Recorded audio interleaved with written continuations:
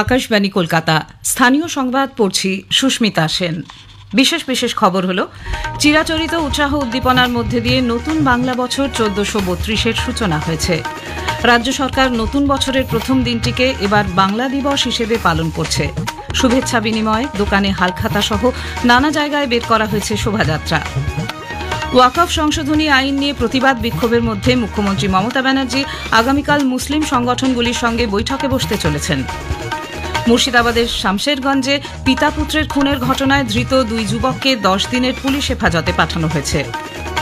লাগাতার পুলিশি টহল ও কেন্দ্রীয় বাহিনীর রুটমার্চে শামশেরগঞ্জের জনজীবন স্বাভাবিক হয়ে আসছে। দুর্গাপুর এনআইটির মেকানিক্যাল ইঞ্জিনিয়ারিং বিভাগে গবেষণার সময় তীব্র বিস্ফোরণে এক অধ্যাপক ও একজন ছাত্র গুরুতর জখম হয়েছেন। নদিয়ার কুলগাছিতে এক সড়ক দুর্ঘটনায় 3 জন প্রাণ হারিয়েছেন। চণ্ডীগড়ে আইপিএল ক্রিকেটে পাঞ্জাব কিংস টসে জিতে কেকেআরের বিরুদ্ধে ব্যাট করছে। আসছি বিস্তারিত খবরে। চিরাচরিত উৎসাহ উদ্দীপনার মধ্যে দিয়ে নতুন বাংলা বছর 1432-এর আজ সূচনা হয়েছে। পরস্পরকে শুভেচ্ছা বার্তা, মিষ্টিমুখ, দোকানে হালখাতা সহ নানা অনুষ্ঠানের মধ্যে দিয়ে গোটা বাংলা নতুন বছরকে আহ্বান করছে। অনেক জায়গায় বের করা হয়েছে শোভাযাত্রা। বিভিন্ন দোকান ও ব্যবসায়ী প্রতিষ্ঠানে নতুন হিসেবের খাতা চালু করতে লক্ষ্মী ও সিদ্ধিদাতা গণেশের পুজো করা হয়েছে। নতুন বছরের নতুন আশা ও সম্ভাবনা নিয়ে বাঙালি আজ পালন করছে পয়লা বৈশাখ। বাংলা নববর্ষ উপলক্ষে আজ রাজ্য স্তরের মূল অনুষ্ঠানটি হয় রবীন্দ্র সদনে। বাংলা সাহিত্য, গান, নৃত্য, লোকশিল্প ও সংস্কৃতির বিশিষ্ট শিল্পীদের পুরস্কৃত করা হয়।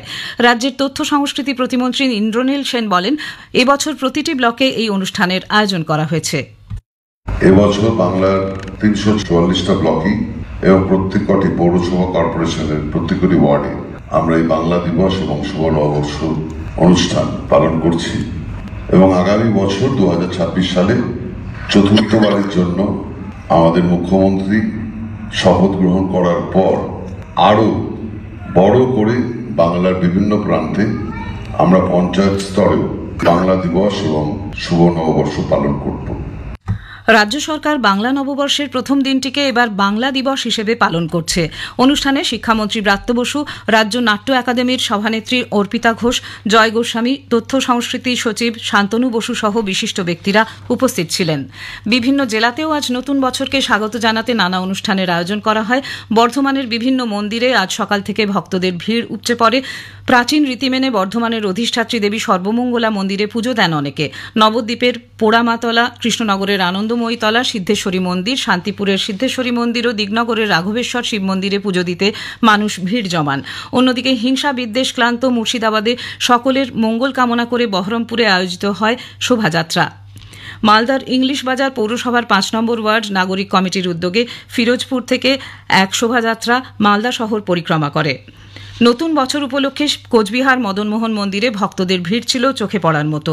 পশ্চিমবঙ্গ সরকারের তথ্য সংস্কৃতি বিভাগের উদ্যোগে উত্তর দিনাজপুর জেলার ইসলামপুরে বর্ণাঢ্য শোভাযাত্রা ও মুক্তমঞ্চে সাংস্কৃতিক অনুষ্ঠানের আয়োজন করা হয়। বাংলা নববর্ষ উপলক্ষে আজ বঙ্গীয় সনাতনী সংস্কৃতি পরিষদের উদ্যোগে এক বিশেষ মঙ্গল শোভাযাত্রার আয়োজন করা হয়। বাঙালির মঙ্গল ঘট, বরণডালা, কুলো, চামর সহ বিভিন্ন সাংস্কৃতিক চিহ্ন নিয়ে এই মঙ্গল শোভাযাত্রা মোহরকুঞ্জ থেকে শুরু হয়ে পথ পরিক্রমা করে আবার সেখানেই এসে শেষ হয়। সংস্কৃতি পরিষদের সম্পাদক প্রবীর ভট্টাচার্য জানিয়েছেন, শশাঙ্ক প্রবর্তিত নববর্ষের স্মরণে এই পদযাত্রার আয়োজন। মহারাজা শশাঙ্ক প্রবর্তিত বাঙালি যে নববর্ষ, সেইটিকে স্মরণ করে আমরা আজকে পথে এসেছি। এটি 5ম বছর। এটা মূলত সাংস্কৃতিক একটি শোভাযাত্রা। রাজ্যে কর্মসংস্থান ও শিল্প স্থাপনের দাবিতে কংগ্রেসের উদ্যোগে আজ কলকাতায় এক মিছিলের আয়োজন করা হয়। প্রদেশ কংগ্রেস সভাপতি শুভঙ্কর সরকারের নেতৃত্বে মধ্য কলকাতার ফিরিঙ্গি কালীবাড়ি থেকে মিছিলটি পোদ্দার কোর্টে ইন্ডাস্ট্রি হাউস পর্যন্ত যায়। রাজ্য সাধারণ সম্পাদক আশুতোষ চ্যাটার্জি সহ অন্যান্য নেতৃবৃন্দ ও কর্মী সমর্থকরা ওই মিছিলে অংশ নেন। শিয়ালদা কৃষ্ণপদ ঘোষ মেমোরিয়াল ট্রাস্টের সভাঘরে আজ নববর্ষের বৈঠকি আড্ডার আয়োজন করা হয়। বঙ্গীয় কলা বিদ্যালয়, বঙ্গীয় কলা কেন্দ্র, বিবেকানন্দ বুক সেন্টার এবং বিবেক পত্রিকার উদ্যোগে এই অনুষ্ঠানে 2টি পত্রিকা ও একটি বই প্রকাশিত হয়। প্রতি বছরের মতো এবারও পয়লা বৈশাখে প্রথামাফিক আজ সকালে মোহনবাগান, ইস্টবেঙ্গল সহ কলকাতা ময়দানের বিভিন্ন ক্লাবে সাড়ম্বরে বার পুজোর আয়োজন করা হয়। বহু প্রাক্তন ও বর্তমান ফুটবলার ছাড়া সমর্থকরা মাঠে উপস্থিত ছিলেন। চলে মিষ্টিমুখ। সম্প্রতি আইএসএল লিগ শিল্ড ও কাপজয়ী মোহনবাগান ক্লাবের সদস্য সমর্থকদের মধ্যে ব্যাপক উদ্দীপনা দেখা দেয়।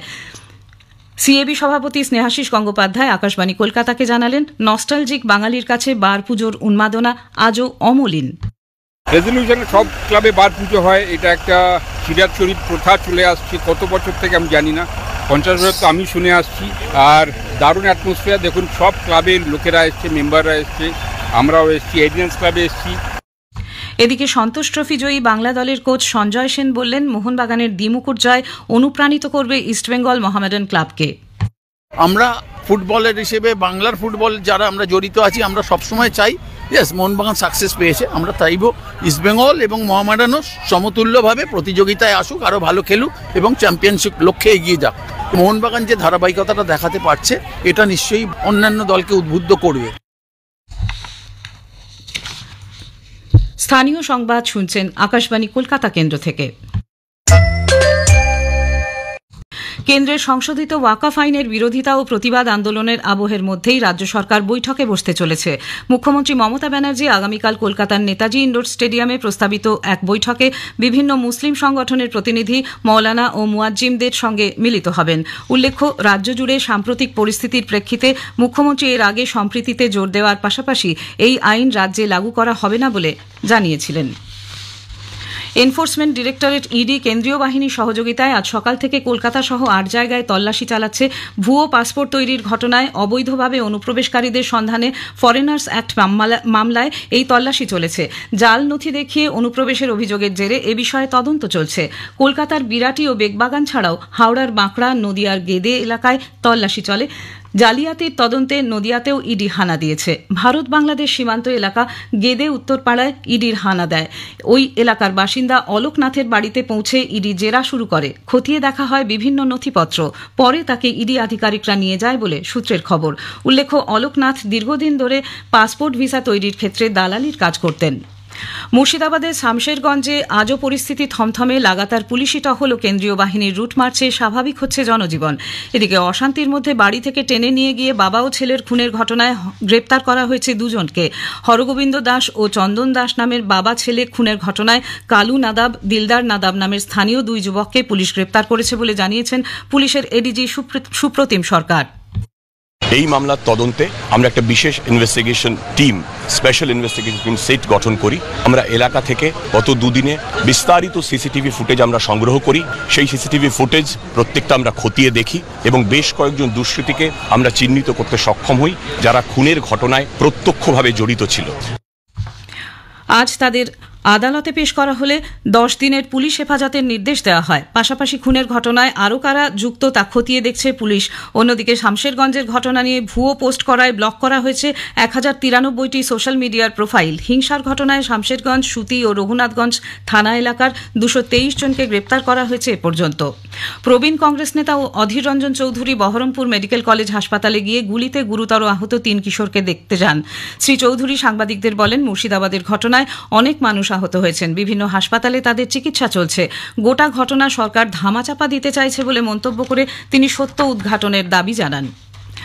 দুর্গাপুর এনআইটির মেকানিক্যাল ইঞ্জিনিয়ারিং বিভাগে বিটেক পড়ুয়াদের নিয়ে থার্মিট ওয়েল্ডিং এর গবেষণার কাজ চলার সময় তীব্র বিস্ফোরণে এক অধ্যাপক ও একজন ছাত্র গুরুতর জখম হয়েছেন। বিস্ফোরণে রাসায়নিক পদার্থ ছিটকে অধ্যাপক ইন্দ্রজিৎ বসাক এবং আকাশ মাঝি নামে এক পড়ুয়া ঝলসে যান। 2 জনকেই দুর্গাপুরের এক বেসরকারি হাসপাতালের আইসিইউতে ভর্তি করা হয়। আরও 2 জন অল্প বিস্তর আহত ছাত্রকে প্রাথমিক চিকিৎসার পর ছেড়ে দেওয়া হয়েছে। এনআইটির মুখ্য জনসংযোগ আধিকারিক শ্রীকৃষ্ণ রায় জানিয়েছেন, অধ্যাপক বসাকের অবস্থা আশঙ্কাজনক। প্রয়োজনে এয়ার অ্যাম্বুলেন্স করে তাকে দিল্লি নিয়ে যাওয়া হতে পারে। নদিয়ার ভীমপুরের কুলগাছিতে বাংলা নববর্ষের দিন যাত্রীবাহী একটি বাসের সঙ্গে মোটর ভ্যানের মুখোমুখি সংঘর্ষে 3 জন নিহত হয়েছেন।